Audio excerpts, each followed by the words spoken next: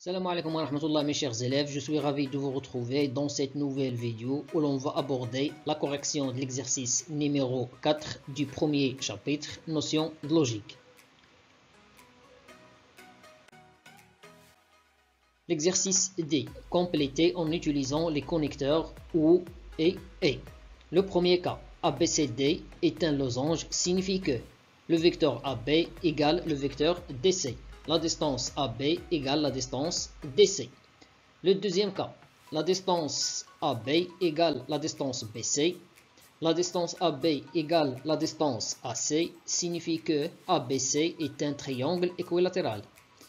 Troisième cas, soit x un nombre réel, on a la valeur absolue de x égale à x, la valeur absolue de x égale à moins x. Le quatrième cas, soit x un nombre réel, on a la valeur absolue de x inférieure ou égale à 1, signifie que x inférieur ou égal à 1, x supérieur ou égal à moins 1.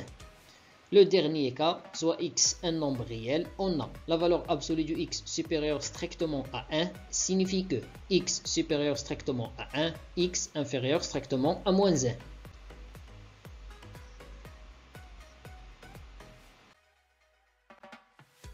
Complétons en utilisant les connecteurs logiques OU et E. Premier cas. ABCD est un losange, signifie que le vecteur AB égale le vecteur DC.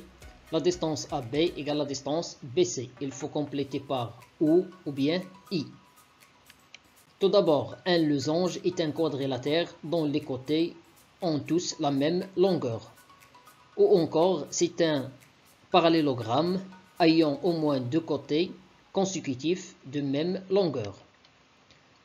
Alors, on a le vecteur AB égale le vecteur DC, le vecteur AB égale le vecteur DC, et d'après les données, AB égale à BC, la distance AB égale à la distance BC.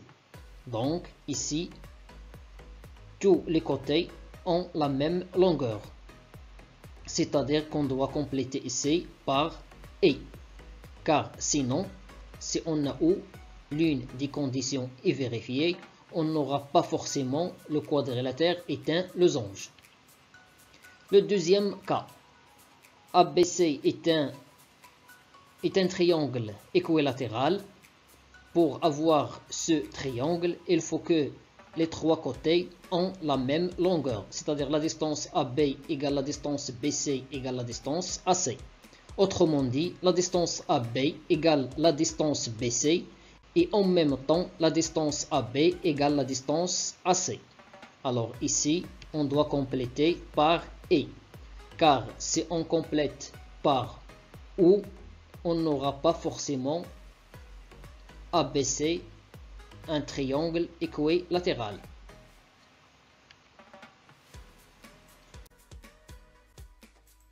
Le troisième cas, par définition de la valeur absolue de x, on a la valeur absolue de x égale à x ou la valeur absolue de x égale à moins x. Ici, dans le cas où x est positif, et ici, dans le cas où x est négatif.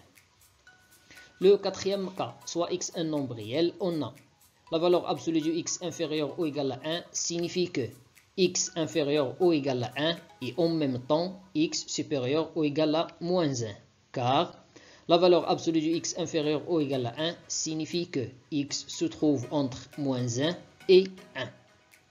C'est-à-dire que x supérieur ou égal à moins 1, premier cas, la première inégalité, et en même temps x inférieur ou égal à 1. Plus généralement, soit x un nombre réel, on a la valeur absolue de x inférieur ou égal à a, signifie que x inférieur ou égal à a et x supérieur ou égal à moins a, où a est un nombre réel positif. Le dernier cas, soit x un nombre réel, on a la valeur absolue de x supérieur ou égal à 1 signifie que la valeur absolue de x supérieur strictement à 1 signifie que x supérieur strictement à 1 ou x inférieur strictement à moins 1. Remarquez que ici on a utilisé I. Inférieur ou égal, on a utilisé I. Supérieur, on a utilisé OU.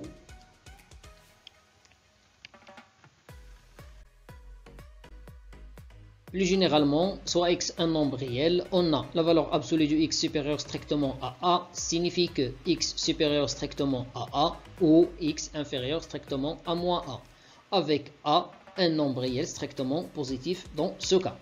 Par exemple, la valeur absolue du x supérieur strictement à 3 signifie que x supérieur strictement à 3 ou x inférieur strictement à moins 3. Si on remplace ou par i, on obtient x supérieur strictement à 3 et en même temps x inférieur strictement à moins 3. Un nombre plus grand que 3 et plus petit que moins 3 n'existe plus. Donc on doit mettre ici ou. C'est tout pour cette vidéo. Merci et à bientôt.